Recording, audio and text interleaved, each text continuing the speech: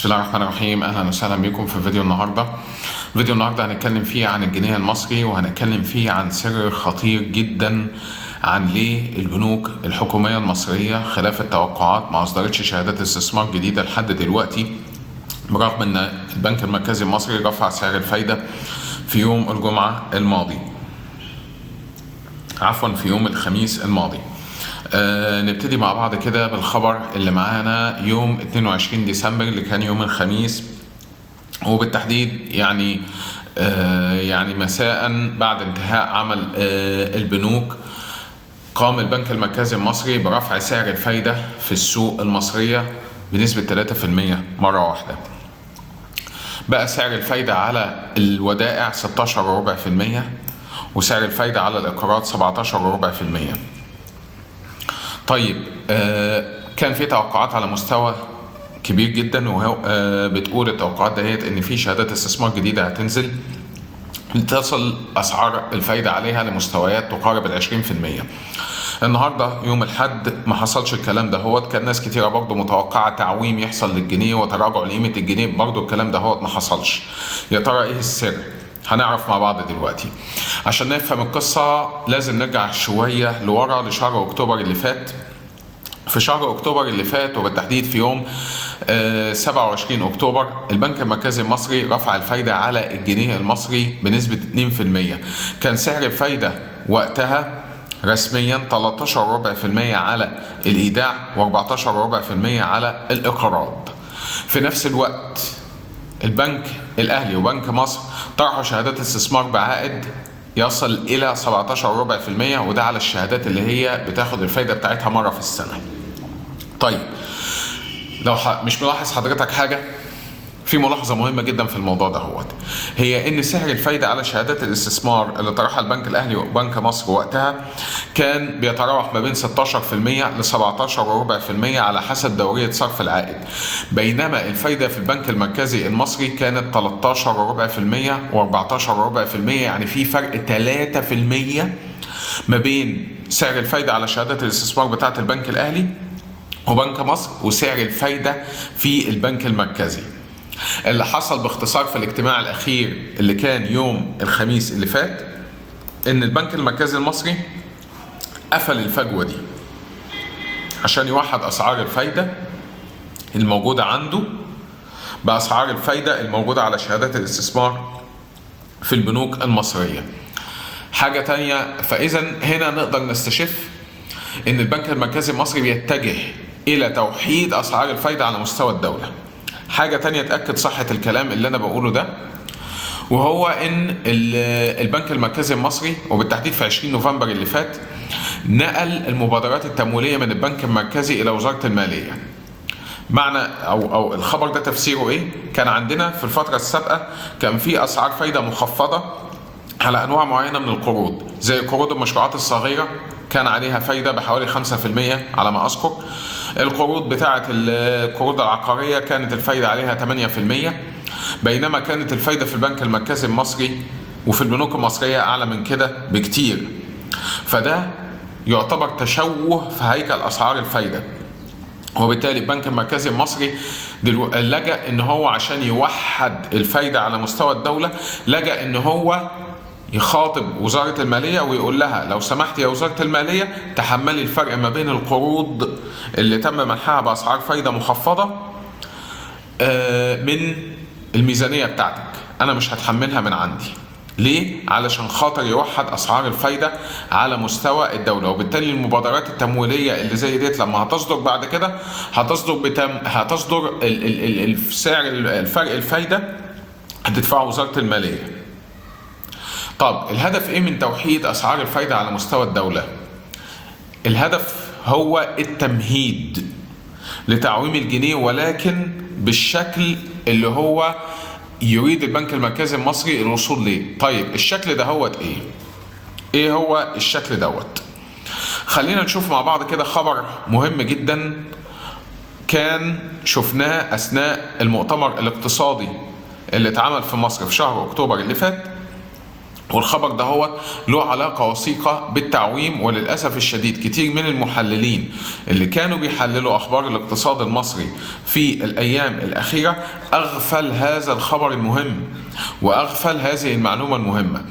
البنك المركزي المصري وبالتحديد الأستاذ حسن عبد الله كان أعلن أثناء المؤتمر الاقتصادي إنه هيكون في مؤشر للجنيه هيتعمل، وإنه اللي هيكون في ادوات للتحوط من تقلبات سعر صرف الجنيه المصري.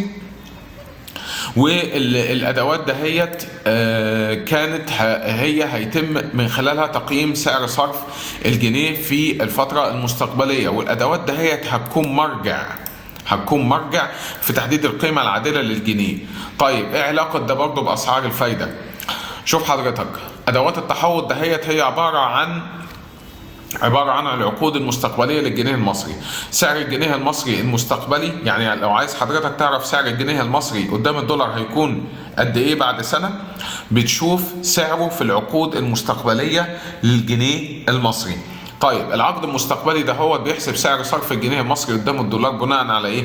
بناء على فرق الفايده ما بين الجنيه ما بين الفايده على الجنيه المصري والفايده على الدولار الامريكي. مثلا لو الفايده عندي على الجنيه المصري 16.4% والفايده على الدولار 4.4%، الفرق ما بين الفايدتين 12.4%.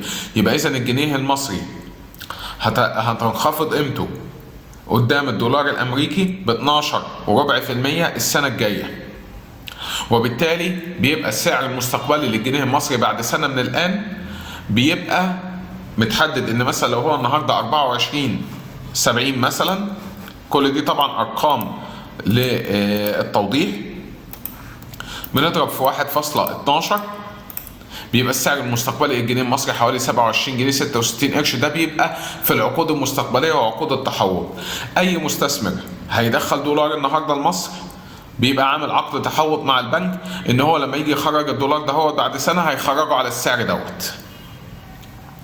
نفس الكلام المستورد اللي عايز يستورد بضاعه بعد سنه من دلوقتي بيتم اتاحه الدولار ليه في البنوك بناء على هذا السعر، هيبقى 27 جنيه 66 قرش وتاخد الدولار بتاعك من البنك.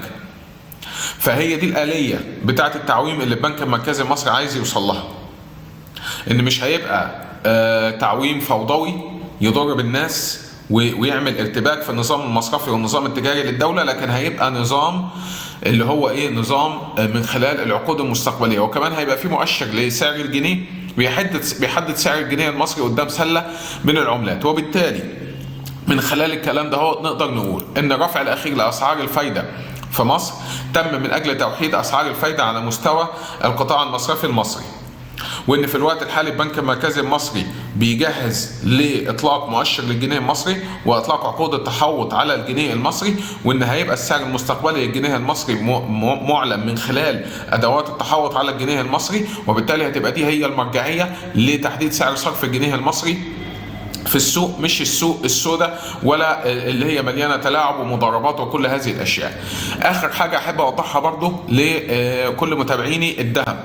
ناس كتيره بتفكر او بتقول انا عايز استثمر في الذهب او بتفكر في شراء الذهب في الوقت الحالي.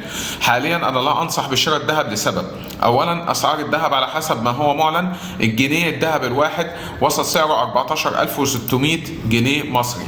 لما نيجي احنا نقسم كده 14600 جنيه دهيت نقسمها على 8 جرام هنلاقي ان الجرام بالمصنعيه حوالي 1825 جنيه مصري.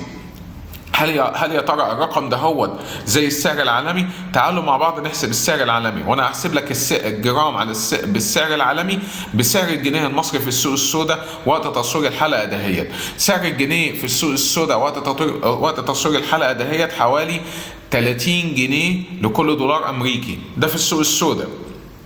طيب تعال نشوف سعر أونصة الذهب كده في السوق العالمي حوالي 1798 دولار. تعال نحسب 1798 دولار نضرب فيه 30 جنيه، ادي ده سعر أونصة الذهب. لما نقسم على 31.1 اللي هو وزن أونصة الذهب هيطلع لنا ان سعر جرام ال 24 ب 1734 جنيه. ده جرام ال 24. طب تعالوا مع بعض كده نشوف عيار 21 عامل كام اللي هو بيتصنع منه الجنيه الذهب، عامل 1517 جنيه.